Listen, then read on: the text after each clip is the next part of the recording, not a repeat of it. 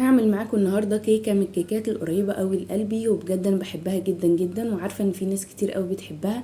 بس طبعا بنستصعب نعملها في البيت. انا برضو كنت بستصعب اعملها، بس لما جربتها طلعت تحفه بجد، وان شاء الله لو جربتوها هتعجبكم. يلا بينا بقى نبدا الفيديو، ما تنسوش تعملوا لي لايك. اول حاجه هبدا بالشربات.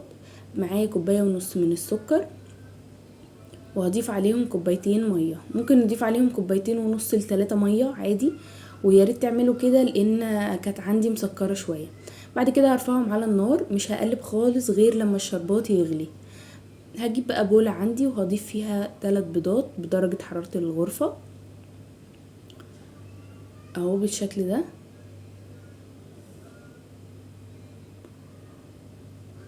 وهضيف عليهم كمان فانيليا بالبرتقال.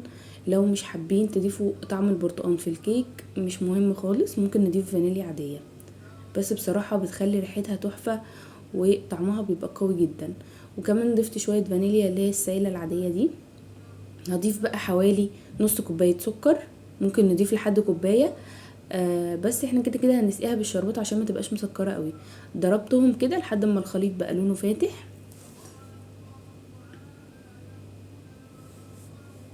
وضفت هنا كوباية الا ربع من الزيت، وهكمل تقليب كده تاني اهو بالشكل ده. وكمان هضيف كوبايه الا ربع من الزبادي اللي هي العلبه الكبيره، وهقلب برضو كويس. بعد كده بقى هضيف كوبايه مش مليانه قوي من دقيق السميد اللي هو دقيق البسبوسه، ونص كوبايه من جوز الهند، ممكن نضيف معلقتين بس لو مش محبب، بس هي اصلا يعني البيز بتاعها فيه جوز هند. بعد كده في المنخل ضفت كوبايه من الدقيق الابيض، وكمان معلقه كبيره من البيكنج باودر، وهنخله عليهم. وضفت كمان في الخليط السائل معلقه صغيره من الخل ورشه صغيره من الملح، بس ما تصورتش. هقلب بقى الكلام ده كله كده من تحت لفوق، مش عايزين نقلب كتير، وبس كده تمام. الخليط بقى تمام معايا. هبتدي اجيب بقى الصينيه اللي احنا هنحط فيها. دهنتها بالسمنه وبدرتها بالدقيق، ونفضت الدقيق منها كويس قوي.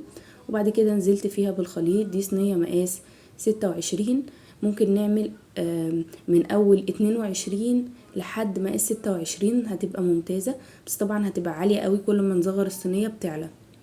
هي هنا كان مقاسها مظبوط وكانت حلوه جدا. وطلعت بقى وهي طالعه سخنه معايا من الفرن. كنت انا طفيت على الشربات، اول ما غلي ضفت له نص عصير ليمونه وطفيت عليه، ممكن كمان نضيف فانيليا، وسقيتها كده بالشربات.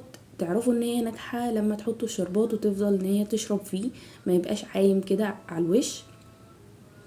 وانا كنت مستعجله عليها طبعا لان بحبها قوي، بس انتوا سيبوها تبرد تماما تماما لان بتتفرول قوي لو قطعناها وهي سخنه. وزوقتها كده بقى بشويه جوز هند وكريز، شكلها حلو جدا جدا. ممكن كمان نزوقها كده بكريمه، بروزيتات كريمه، وممكن جوز هند، بس ممكن اي نوع مكسرات احنا بنفضله. هسلكها بقى كده من الجناب. واول قطعه طلعتها للامانه اتفرولت لان كانت سخنه جدا، انا ما كنتش قادره امسك الصينيه اصلا، بس حطيتها بقى في التلاجة. وهي احلى حاجه ان هي تتاكل ساقعه، بتبقى حلوه جدا، والشربات بقى اللي من جوه بيكون ساقع كده، وبصراحه بتبقى روعه.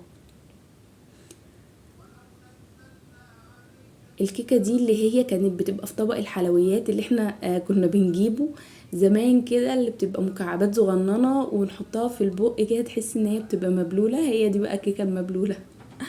فانا بصراحه كنت بحبها جدا، وقررت ان انا اعملها معاكم لان اكيد في ناس كتير برضو بتحبها كده. انا كنت مطلعاها من التلاجة، وبصراحه طعمها حلو قوي قوي.